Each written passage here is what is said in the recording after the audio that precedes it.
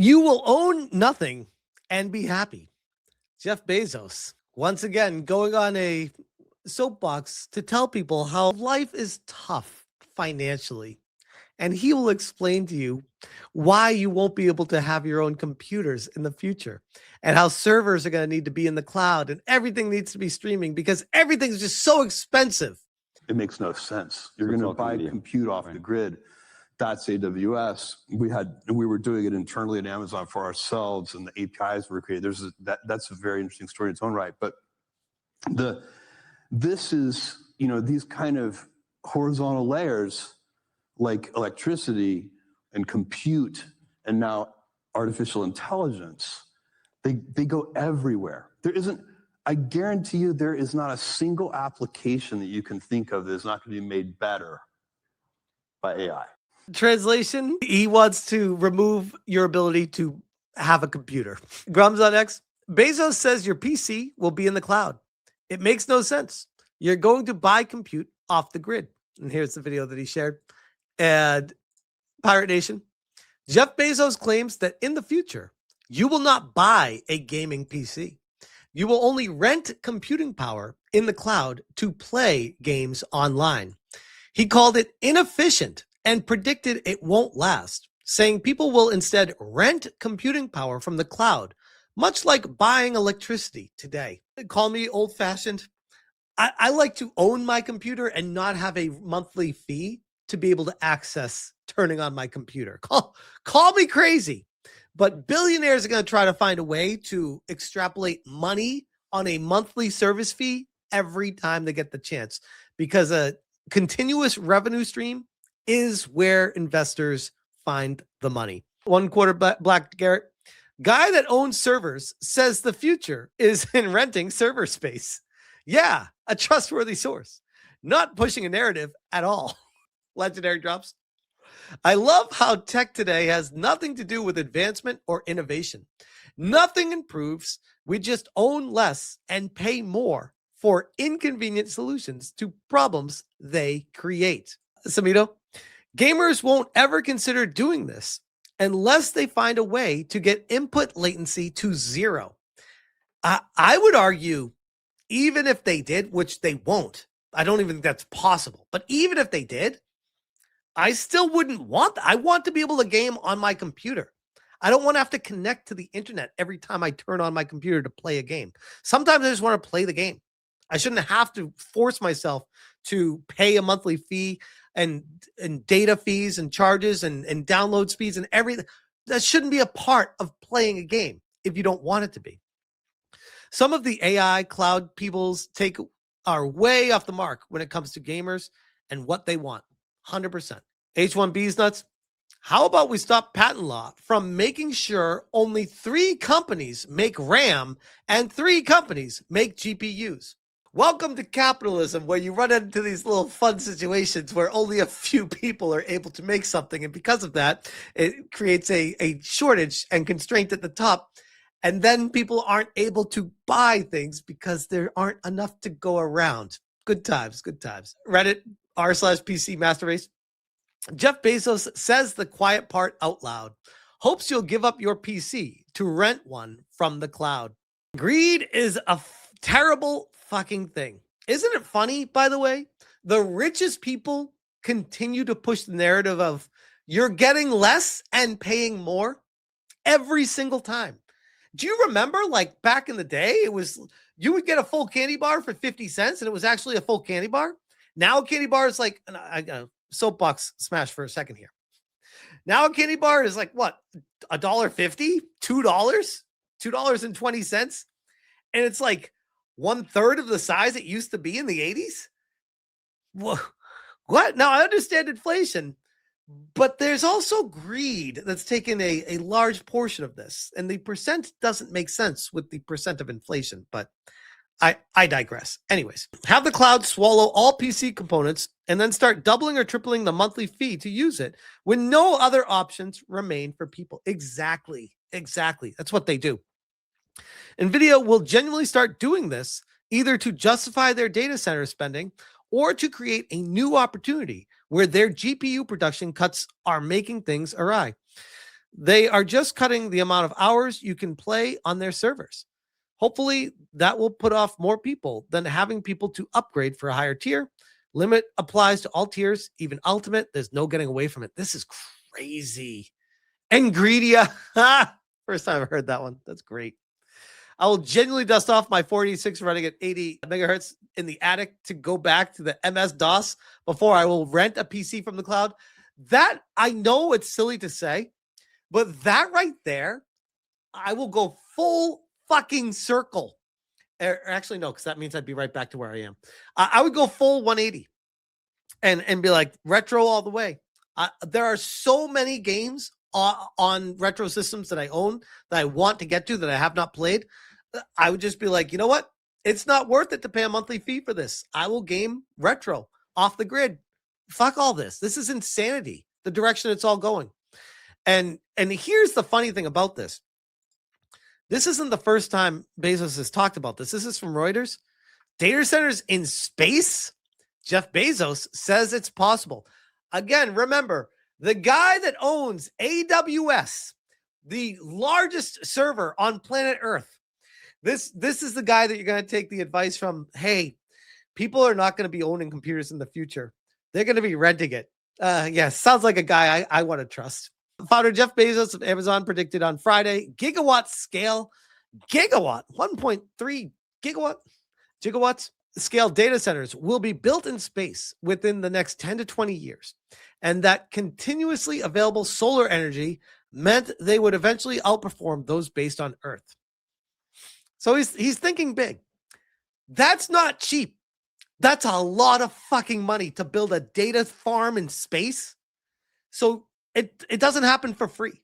They might try to lure people in and be like, oh, it's better, it's safer, and you can get it more quicker in access, and it's cheaper, whatever. And then just wait. As with everything, the enshittification of everything. This is Windows Central. Jeff Bezos says the quiet part out loud, hopes that you'll give up your PC to rent one from the cloud. Amazon's Jeff Bezos once revealed how he thinks of local PC hardware as antiquated, ready to be replaced by cloud options. Will DRAM prices make it come true? I was recently reminded of something Amazon chairman and founder Jeff Bezos said at a talk a few years ago, and given the direction artificial intelligence is taking, it seems incredibly relevant today.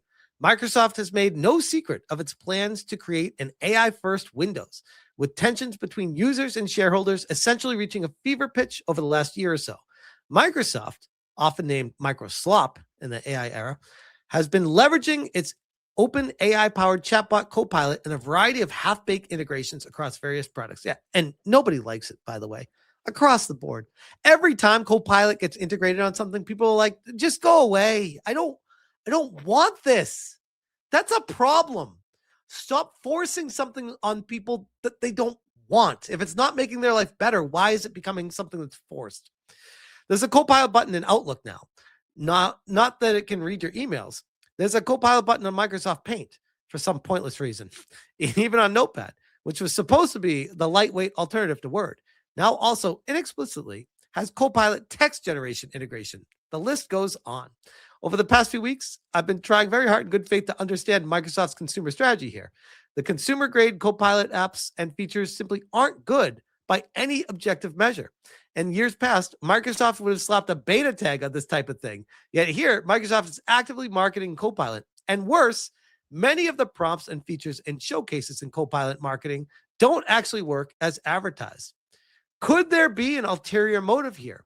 Well, perhaps Jeff Bezos touched on at least one possible explanation.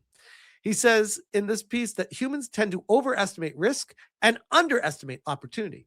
And while Bezos has undoubtedly misfired on various lofty predictions in the past, his foresight with regards to things like online retail and cloud compute absolutely cannot be denied. Bezos is one of the most successful tech entrepreneurs in history, after all, and his ability to predict and leverage trends has been a big part of that.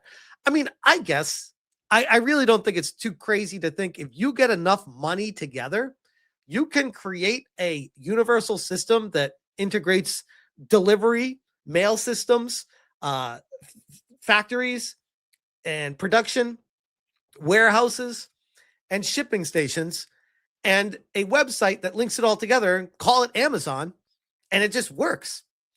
And for how many decades did Amazon not even turn a profit? Hell, it's probably questionable if they even turn a profit right now, still to this day. But people don't even care about profit. They just want to see it work, and people just invest in that over the years with the promise of someday making money off of it. And the funny thing about Amazon, a lot of people don't know, is their moneymaker isn't Amazon.com.